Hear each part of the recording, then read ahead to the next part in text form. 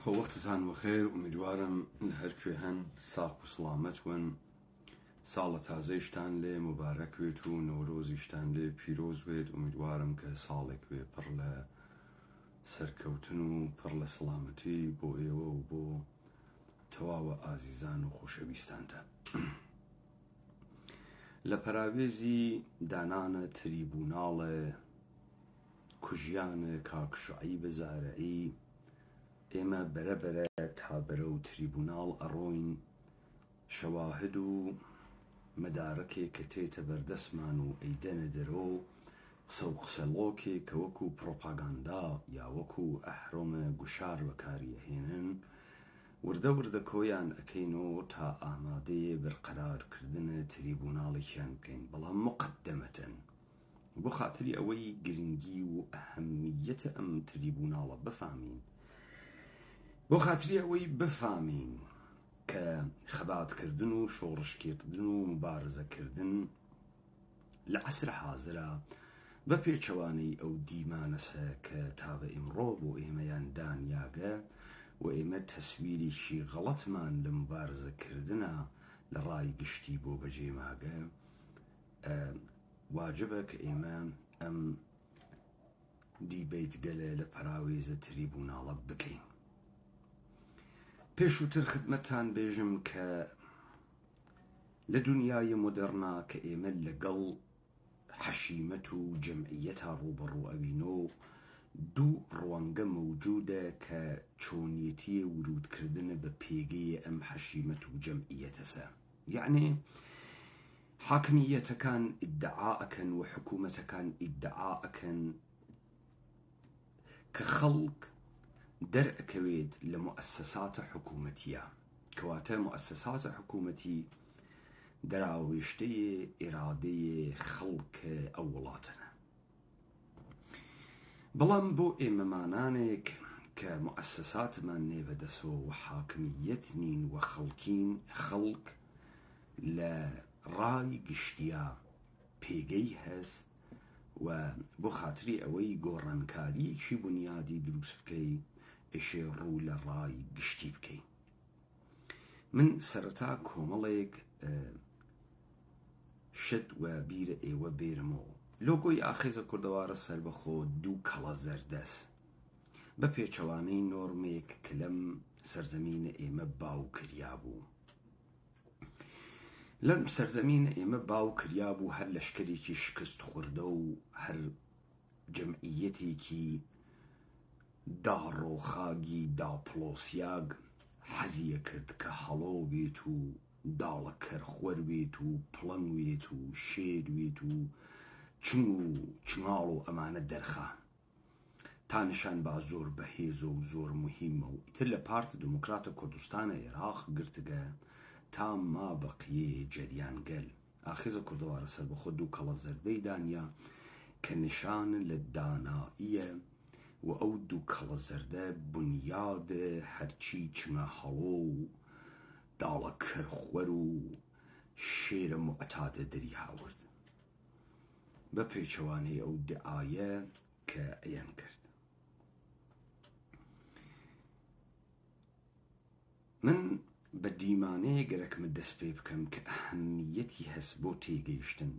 لە تەی ساڵان ڕابردووە بڕێک چت هاتە ناوە کولتورە ئێمە و هاتە ناوە ڕای گشتی خەڵک. ئەوانە چ بوون؟ ئەوانە بریتی بوون لە کەسایەتیهای هەڵسوڕاوە مەدەنی، بریتی بوون لە نان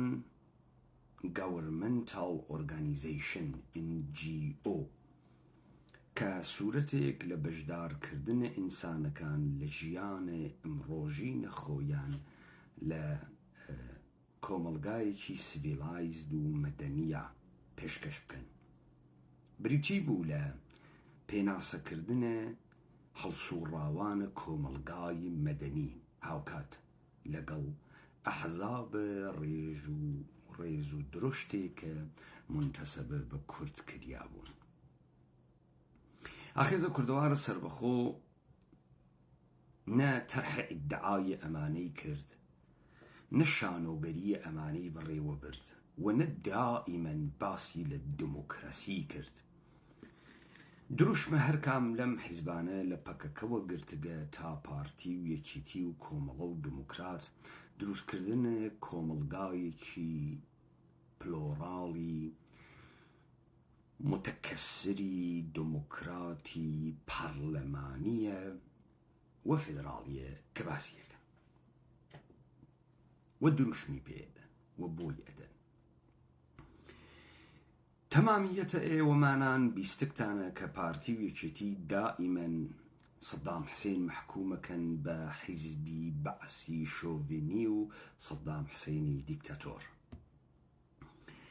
ئێوە ئەبینن کە ئۆپۆزیسیۆنە بە زاهرە دەوڵەتە ئێرانی محکوم ئەکات بە دەسەڵاتێکی مستەبدی ئستبدادیە ویلایەتە فەقیهی بە هەبوونی ڕەهبەرێکی مستەبدۆ بەناوە عەلی خامنەئی یا پەیکەرەیەکی سیاسی بەناوە ویلایەتە مطلقی فەقیه. هاوکاتە لەگەڵ ئەمە نەهلەگەلێکی جۆرا و جۆر بە تایبەتی بەناوە ڕووناکبیریە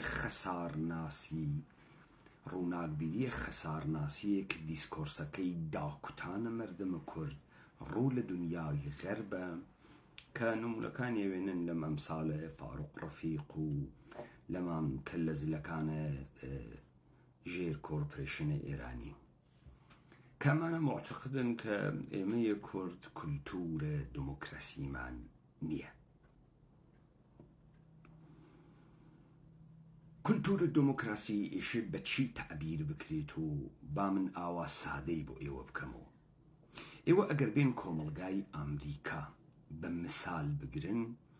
ئەو جار ئێشێ پرسیارکەن کە ئینقلابە ئەمریکا کەی بوو. ئینقلابە ئەمریکا بەڕاستی لە نێوەڕاست و لە نزیکانە سەدەی هەژدە بوو بەل لە ئینقلابە فەڕەنسا یا ئینقلابە ئەمریکا پێشووتر دەسی پێکرد بوو و ڕەوەندێک کە ئەمریکای گەیان بە لووتکەی پاکردنەوەی دەسەڵاتە بریتانیا داستانێ بوو کە بە کەشتیە مەیفلاوەر دەسی پێکرد. نەبوون کولتورە دموکراسی بەو معناسە کە تۆ لە ئیدارەکردنە کۆمەڵگای خۆتا هیچ بەشداریەکت نەکردگە بۆیە مەلزوماتە دروستکردنە بەڕێوەچوونێ مؤسسات و نەهادگەلێک کە بتوانێت ئازادی و بەرابەری ئینسانەکان لە نێو کۆمەڵگایەکە گریمانە بگرێت تا بتوانێت تەوازنێک لە نێوانە دەسەڵات و خەڵکدا بنێت مەوجود نەوگە کەواتە ئێمە وەها کولتورێکمان نەوگە. خۆ ئێمە بۆ وەها کولتورێ پەیاکەین ئێشێ چی بکەین؟ ئێشێ عەلی خامنەئی بخەین، ئێشێ بین ژنان بکێشینە ناو خیابان ڕووسەریەکانیان لابوون و عەلی خامنەئی ئەکەوێ تا چه ئەتفاقێ بکەوێ تا ئێمە فێر بووین کە بەشداری بکەین لە بەڕێوەبردنە خۆمانە لە بوارە سیاسی و ئابووری و کۆمەڵایەتی. ئایا ئێمە گەرەکمانە چه پەیامێ بگەینین بەوەی کە ئێمە گشتماوەیە کۆچوبینە سەدەر و بۆ نەورۆز هەڵپەڕیگین؟ هەڵپەڕکە شتە قەشەنگی کە نەورۆز نەریتێکی کوردیە، گشت جارێکیش مردم چوبنە دەرۆ و هەڵیش پەڕیگن و هیچ وەختیش ئەم هەڵپەڕکە و سەیران و دۆڵمە خواردن و ئەوانە نەبووگە بە شۆڕشە گەورەی کوردان. ئێمە مەبەستمان چییە؟ بخاترەوەی لەمە تێبگەین با من بە مثالێ دەست پێ بکەم. ساڵە 2003 ئاغای ئالن پارکر فیلمێکی دروست کرد بە ناوە The Life of David Gale، ژیانە دەیڤید گێڵ. دەیڤید گێڵ کێ بوو؟ دەیڤید گێڵ پرۆفسۆرێکی دانشگا بوو، فەلسەفەی دەرسەدا لە ئیاڵاتە تەگزاسە ئیاڵاتە متحدەیە ئەمریکا. ئەگەر ئێمە گەرەکمانە کۆمەڵگا ڕۆژ ئاواییەکان بگرین بە قیاسە خۆمان، گەرەکمانە بزانین ئەمریکا بۆ ئەمریکایە. ئەگەر ئێمە گەرەکمانە دموکراسی بۆ مەدەنەزەر بگرین و جالب بو إيما كإيما حزب آيفون أكينو، حزب قلبوتو كردن أكينو، حزب الدانس أكينو، إيما ويسكي جاني واكر أخوينو، بلو ليبل أخوينو، أمانة أخوين بلا كأقات السرة أوي كبي إيجين هاور دكردنه كولتور الديمقراسي وكو كر لنا وقرا جير أكين وتوش تشق بستوي أوين هر أواني وادم للديمقراسي وديمقراطيزة كردن ومعنادن بتابتي أواني بكاكا گەرەکیان هەڕەستەیە بێژن دموکراتیکی تێخەن مەسڵەن بەیانیان لە خەو هەڵەسن بە شێوەی دموکراتیک دەموچاو مەشۆرن بە شێوەی دموکراتیک نانچای سوحانە خۆن بە شێوەی دموکراتیک چایەکەم بە شێوێنن بە شێوەی دموکراتیک ئەمە کاری پەکەکەس بە تایبەتی The Life of David Gill داستان و چیرۆکە پرۆفسۆرێکی دانشگاز و فەلسەفە دەرسەدا هەڵسوڕاوێکی بوارێ مافە مرۆڤە و لە بەرامبەرە جەریمەی ئیعدام لە ئیاڵەتە تەگزاسە ئەمریکا خەریکی بەڕێوەبردنە چالاکی جۆرا و جۆرە. دەیڤید گێڵ فیلمەکە وا دەست پێ دەکات کە کەنیشکێک لە ئەوڵە فیلمەکەەوە خەریکە هەڕاکە کابرایەکە کە ئاعترافی بە قەتڵ و بە تەجاوزە ژنێ کردگە کە هاوکارە خۆیسی وا لە زندانە ئیاڵەتیە 4 ڕۆژی ماگە کە ئیعدام بکرێ و ئەم کەسە دەیڤید گێڵە داوا ئەکات لە مەجەلەیەک لە ئیزای 6 ملیۆن دۆلارە ماجەرای ئەم تەجاوزە و قەتڵە کە ئاعترافی پێکردگە تاریف کات و داوا ئەکا کەنیشکێک لەگەڵ کوڕێکا بێت و ئەم مساحبە بکات لە مساحبەیە ئەوڵا دەیڤید گێڵ داستانێ تعریفەکاتەوە کە ژیانی چۆن بەرەو ئەگراچوو باسەکارەوەی کە لە دانشگا دەرسیەدا کەنیشکێک پێیوا بوو هەر بەهایە گەشێباتە دروسەکانی پاس بکات و لە میێوانەیەکی ئەکادمیکا شەوێک مەست بوون و لە ناو مستراوێکە لەگەڵ ئەو کەنیشکە سێکسێکی ڕافی هەبوو پاشانە و کەنیشکە دۆسیەیەکی بەناوە تەجاوز بەرزەو کردو و ئەم کابرا لە کار ئەخراج کردیا بەڵام کەیسە تەجاوز هەڵگیریە بەڵام بوو بەهۆی ئەوەی کە لە هیچ کوێی و ئەمریکا نەتوانێت بە عنوانە پرۆفسۆر لە هیچ دانشگایەکە دەرس بدات.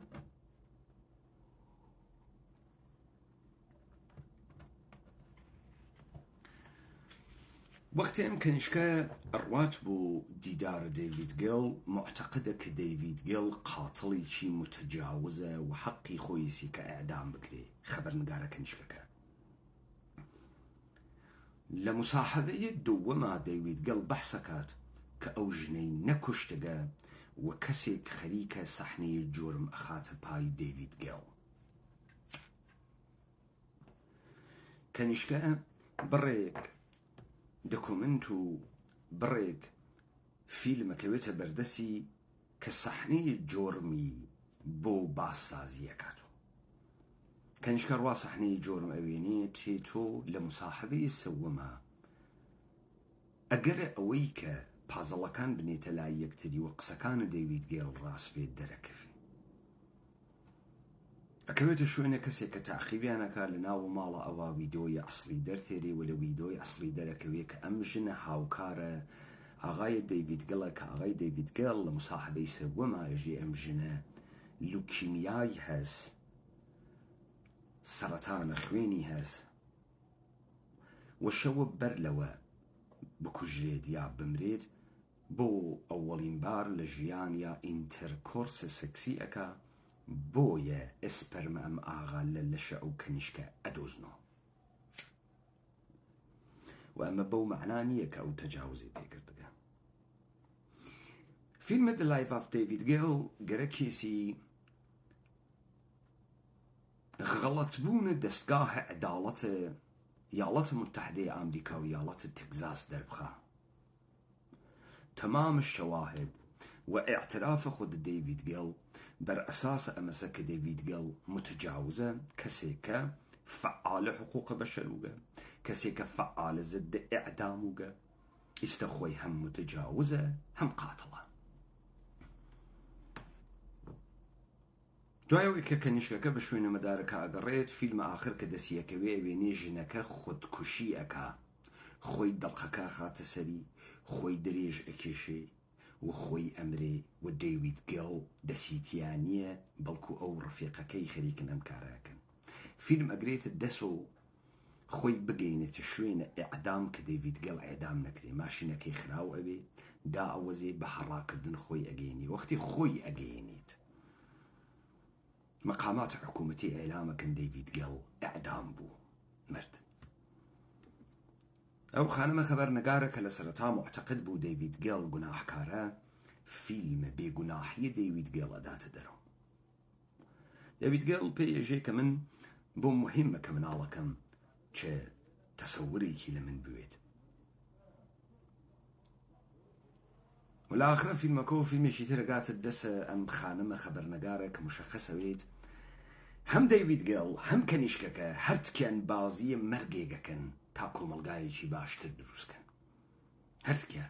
چ کەنیشکەکە خۆی ئەکوژێت چ دەیوید گەڵ حازرە لەوێمە پلانە هەرتکیانە بە مەرگە خۆیان سابەتی ئەکەن کە دەستگاهە قەزاییە ئەمریکا ئینسانە بێگوناح ئێعدامەکە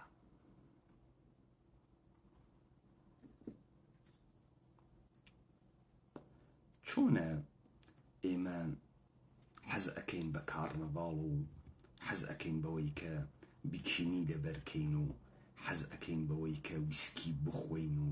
وەلێ ئەگا بەگرای کۆمەلگای مەدەنی و هەڵسوڕاوەی کۆمەلگای مەدەنیە ئێمە وانیەن هەرسوڕاو کۆمەلگای مەدەنیە ئێمە کارگەلێکی ترەکەن تا ئێمە نامەدەنی بووین بۆ هیچ کەسێ لەم سەرزەمینە ئێمە لە کەیسێکی جددیە ورود ناکا ئێمەمانان معتەقدین بە مافم مرۆڤ منزورم تەرەفدارانە کۆمەڵە دموکرات پارتی یەکێتی تەرەفدارانە مستەقل لە کوردبازیە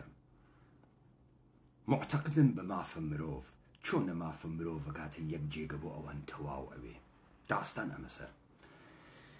کۆمەڵی شۆڕژێر زەحمەتکێشان ئێعلامەکات کەسێ بەناوە شوعەیب زارعی لەلایەن زاربێکی سەر بە جمهوری ئیسلامی ترۆر ئەکرێ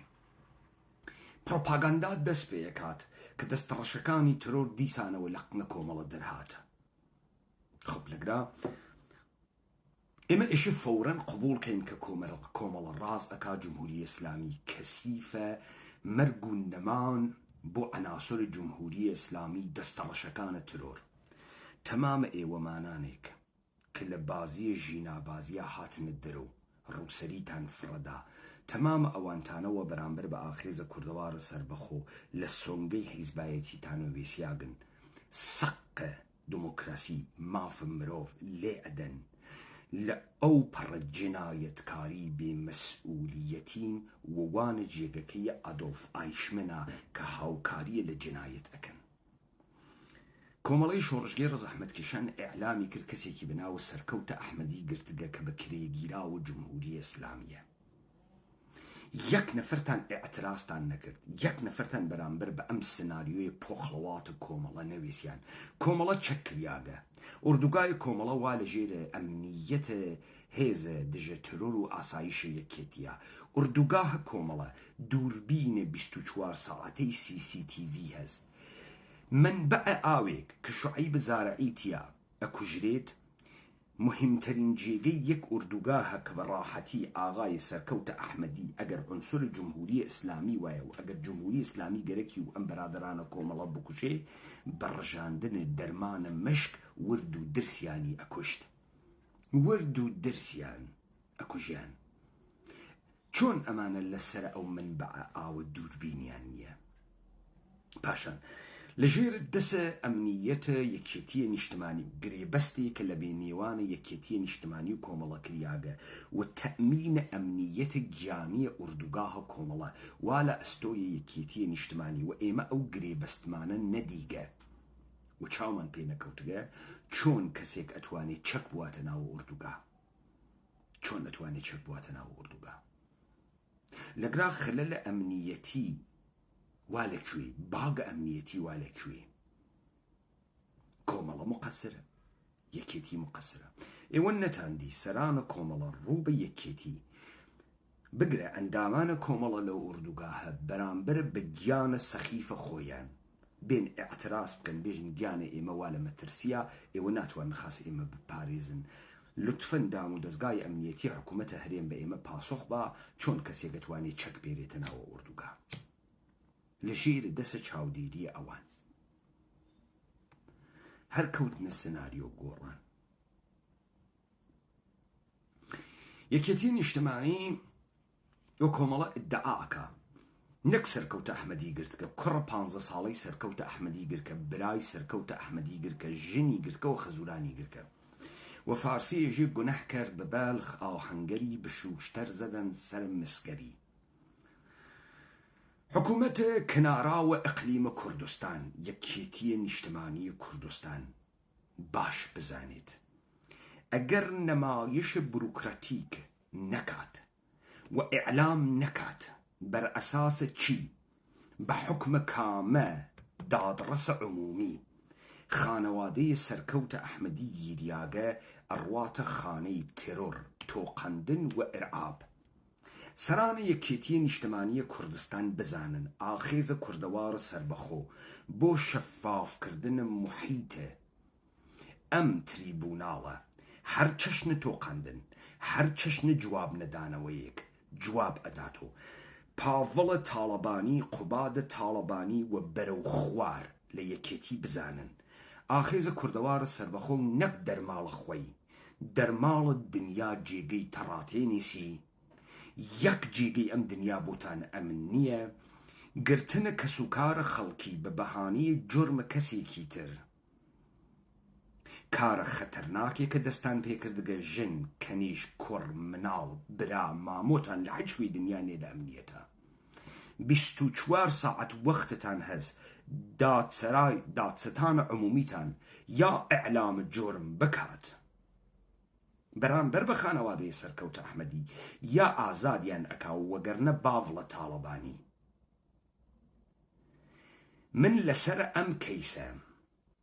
تۆ ئەکەم بە عیبرەتە ڕۆژگار لەبیرە تێژ نەکە لە شەقامەکەی لەندەنا گرتیتی با بزانی یارەکانە ئێمە لە شەقامەکانە لەندەنا ئەتانگرن و ئەتانگرن و خراوتان پێیەکەن یارانە ئێمە دەسە عەداڵەتە ئەم سەرزەمینە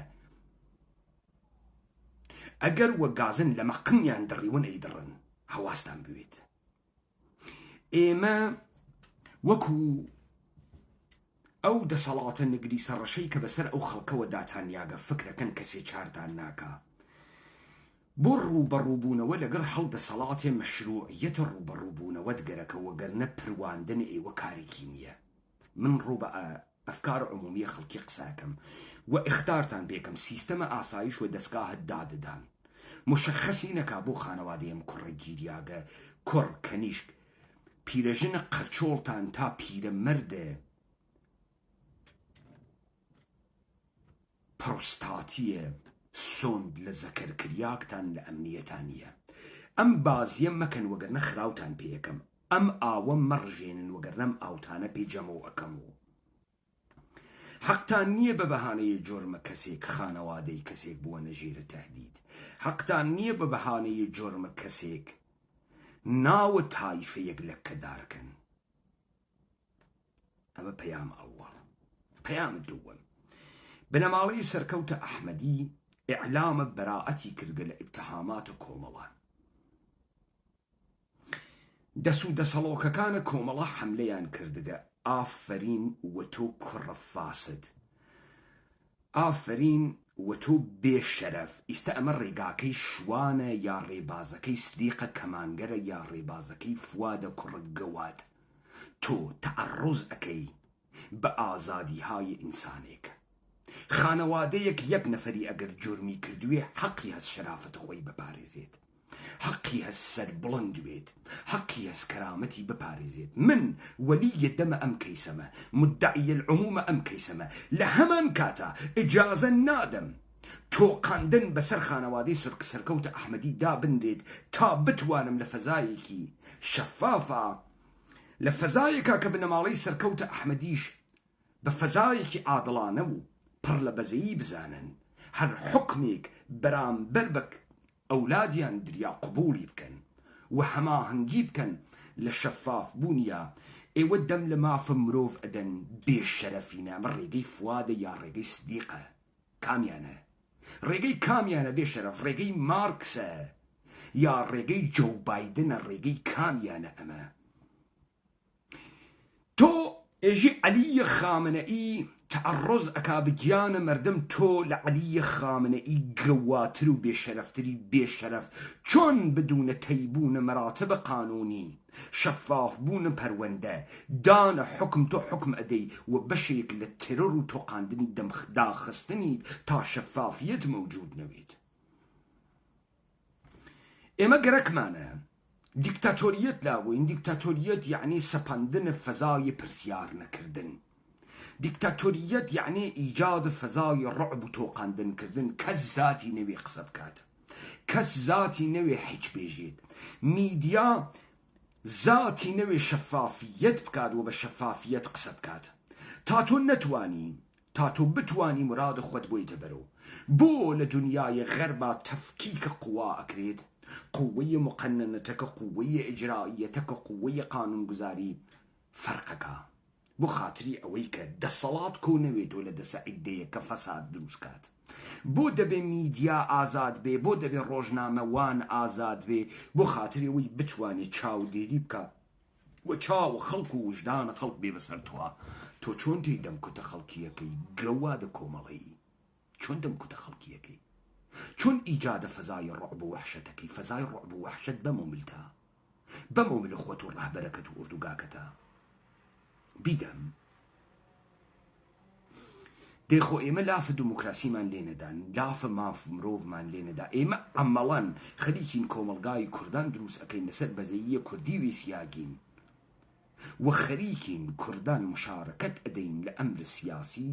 ئەمرە ئیجتماعی و ئەمرە ئابووری و اقتصادیە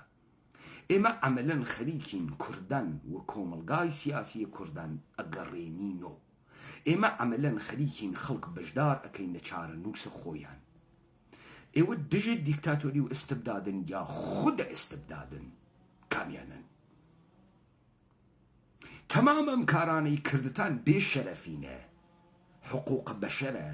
تۆ گەرەکتە سابەتی بکەی سەرکەوتە ئەحمەدی سەر بە جمهوری ئیسلامیە گەوات باوک تەمامە کانێکشنەکانی سەرکەوتی ئەحمەدی ڕووەکەی سەرکەوتی ئەحمەدی کەی لەکوێ بە چه نیەتێ کێ هەنابی لەکەیوە ئامارە ئێوەی ئەدا بە چه ڕێگەیە ئامارە ئێوەی ئەدا بە چه ڕێگەیە چاودێریە ئێوەی ئەکرد کۆڕە خەرت و فکرەکە هەروە لە خۆت و بێ قسە بکەی بێژی کاورە جاش بوو تۆ بە ڕەحەتیەتوانی بیکوژی جاش ئەژدا و ئابادتە جاش خوەتی کەس وە تۆ ناژی تۆیژی سەرکەوت ئەحمەدی لە ئوروپا بۆی پوڵ هاتگە ئەی تۆ لەکوێ پوڵە بۆ تێ قەحبە باوک تۆ لەکوێ پوڵە بۆ تێ هەزاران هەزار دۆلارە بۆ تێ مەف گەڵپانەکەی تۆ فاسۆدیا خۆی کێ پوڵە پێدا کێ تۆ لە بەرژەوەندی کێی لەم دنیا کێوە تۆ پوڵەدا چۆن تۆ فکرەکەی ئەتوانیت بە هەر ڕاحەتی ئتهام بەی لە خەڵکی ئەمما خوت لە جێگەی پرسیارە شەفاف سازینەکەی کۆمەڵی دەکۆمنتە جەدید گەی گەسە دەسە ئێمە لە سناریۆگە لە مختلفە تعریف کردیاگە با من ئەم جملە بێژم ڕوو بازی بکەم تۆ فکر کە ئاخێزە کوردەوارە سەر بەخۆ بە شوێنە بیان و ئاگڕیە تۆ فکر کە ئێمە بە شوێنە ناو ئەگەڕین و بدەڕینە ما تحتە ئێوە ناو پەیا ئەکەین بۆ ئەم بەهانەیەتە دەسی ئێمە بۆ ئیدی تۆ فکرەکەی من هەروە لە خۆمە متوانی لە شەقامەکانت لەندەن و ئەڵمان تیا هەڵدەم نەمەتوانی نا تۆ خۆت دەکرد و قارەمانت و دەسە ڕەشەکانت ترۆر قمانی دڕی وەلی ئیستەکە قمە ئەدەڕێت ئەوێت و دەسە سپیەکانە ئەداڵەتە خەڵکە کورد هەڵی بوو ڕوو بازیم کردوانیە ڕوو بازیم کرد و باوڵ و قوبادیش ئێژم لەم کەیسە زۆری بازی دەربێرن من پەیمانە حەیدەری مەمە ئاخێزە کوردانە کارێکتان پێ یەکەم باوە دەوارە دۆمی نەکردوێت پێتان وانەوێت لە سلێمانی پاڵتان داگەسۆ کەس لە بەرامبەرتانە ناویسی وەختێ خوسم بڕیدە وەختە ئەفەمیتە کە کیا تەرەفی شفافيت وكار أوي لم كيسا شفافيت ولا كار نوي لم كيسا شفافة أكمو ومن أم كيس داناخم باب زانيت ودايناخم حتى أبعاد مختلفة درنيرم أم كيس أبعاد مختلفة أولا مشاركة مردمي قالك دو من دانان بن كقلة مشاركة مردم لأمر اجتماعي سياسي وآبولي قالك كإما حاوكات لمبارزة خمانا خليكين جامعي كردان دروس أكين سي إجازة نادين حج كسي تعرض بقيان وشرافة وآزادية حج إنساني بكات حج إنساني إجازة بحج قوادي نادين لبيشة والدوغانية كافر ومؤمني دروس كردي ودي قران تكفير كا هار كرة قوادي كيف زي كرد بازي فكر بكا بأنق جاش أتواني بيت برو لمو ببعتك آخيز كردوار سر بخور وبروه وباب زانن أم بازي دوغاني جاشو باشا أم تكفير كردنا خلقية بكار بوين أم تكفير برامبرتان بكار أوين واتانا بيكين بلتان ليه ورين من روب أفكار عمومي قساكم أو السيناريو إيوة إجني سرطاباي درو جعل مطلقة وإيوة بديدقل مختلفي لبشت وأشارنو ودريناخن دولة إيراني إشي أعلى قرا برامبر بالشهر وند خوي كحكومة القوادكي إقليم كردستان قرتقيسي واكونش نشان با مقر إيوة نايجن يكيتي بشيكل السباها قدس وهس يكيتي چون جراتك مأمور دولة إيران بقري مأمور دولة إيران أبينجوين بو أروا خويا كاتو كونسولگري والا سليماني دا بزانن بياجي واتيا بلا مارا كونسولگري جمهورية إسلامي دا سليمانيا با تو خوات كري يا قرقت مردم إيما بروادية حل دير بوي بيتوانا بي تسوير النوروز وحل بركو أمانة إيما أخلطين إيما واتدوا كاري كإيما يكين بنيادية كاري كإيما يكين واقعية كاري كإيما يكين مندقارة كيس شعيب الزارعي نابودية إيوي والا شوينا عدم الشفافيتان بردان السقل حيزتان بابزانن بياكتان تيانية بابزانن إنسان باشرفتان تيانية بابزانن يكيكتان تيانية لبشربكا كور حيز أم رفتاراني إيوة چون فرمولا بندية كريت قانون الشرع قانون الجنقلة چيه آزادي وبرابرية تطبيق كردنا قانون چيه مرفتار إيوة من هم مدعي العموم هم خوين شعيبنا يالم قم بيوت هم خانوادي سركوت هاتقنا سناوة أم تريبونالا بو أولين بار لتاريخها هيج حكمك إيوة دروس نية هيج پرده پوشيك تاني قبول ناكريد والتاواني أدن اختارتان بيكم من آلقرا اتمام حجتم كرتكي يكيتية نشتماني وتك إيوة اختارتان بيكم لم كيس شفاف عملكن هاوكارية لقلم تريبونالا أكن نكن إيما أمينين خلق كرد أمينيتو إيوة بيتان وان نبيت قطارتان بوغل تمام أمانة قطارتان ناوي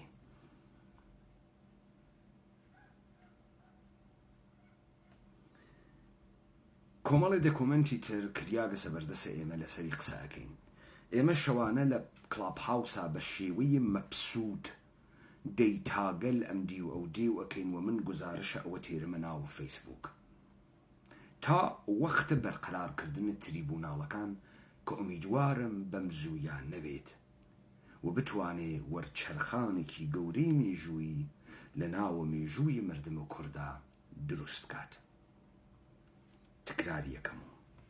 هر چشن إيجاد فضای ترور رعب توقاندن چه بسر خانواده شعيب زارعية چه بسر خانواده سركوت أحمدي أروات خاني جرم والسزا أدريت دانة دانتان لم سوئد و آلمان و بريطانيا وانا بردس إيما لبيرتان نجي لە ئەقلیمە کوردستانە وانە بەردەسێ ئێمە لە بیرتان نەچین. لایەوە خۆش